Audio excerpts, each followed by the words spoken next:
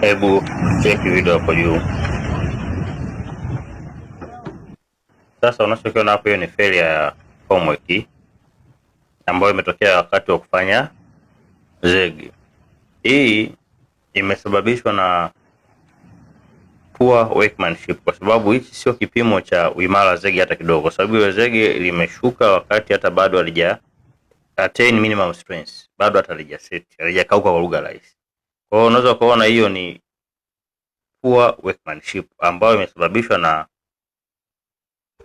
imesababishwa na kutafutwa mtu ambaye hana uwezo wala weledi wala uzoefu wa kazi.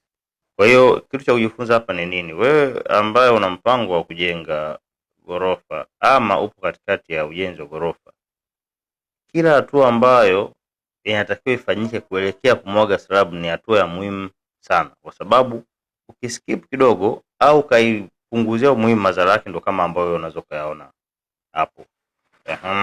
Hapo material yalitumika yenye standard ndogo. Size ya mirunda, ubora size ya mirunda na mbao, very important. Workmanship, standard za ufungaji wa formwork, standard za shuttering, zote hizo ni vitu vya kuzingatia kwenye hii hatua ya muhimu ya formwork kabla hujamwaga zege. Na hakikisha kabla zege haijamwagika, lazima ukaguzi wa kina ufanyike kujihakikishia kwamba formwork inaweza ikabeba mzigo ambao unakuja juu, kwa sababu kumbuke hiyo ni dead load kubwa sana. Kuna tani hapo za kutosha za nondo, kuna tani za zege ambao unaongelea simenti, mchanga na kokoto, zote zinatakiwa zibebwe na hii formwork. Kwa hiyo ukiskip au ukapunguza umuhimu wake ukafanya kazi chini ya kiwango, madhara yake huwa ni makubwa sana.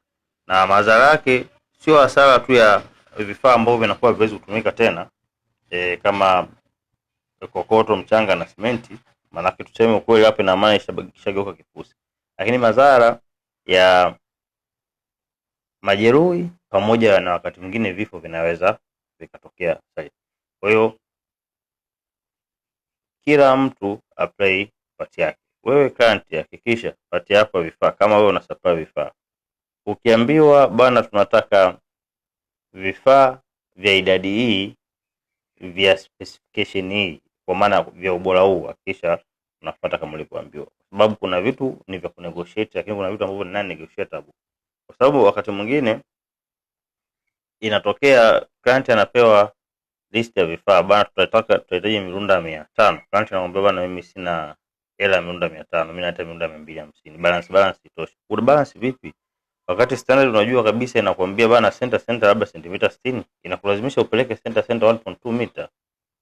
Madhara yake ndio yanakuja kutokea kama hapa. Kingine inakuja specification inasema tunataka mrunda wa inchi 3 kwenda juu. Wewe bana umeenda kuuliza bei, ukaambiwa bana mrunda mnene shilingi 4000, mrunda mwembamba shilingi 2500. Wewe ukaona bana sasa huu bana kuna hii mwembamba tumie hivyo hivyo. Madhara yake ndio kama ambavyo umeweza kuyaona hapo. Sasa wakati mwingine kwa mtu ambaye anafanya kazi, ujifunze kuwa na misimamo. Ujifunze kuwa na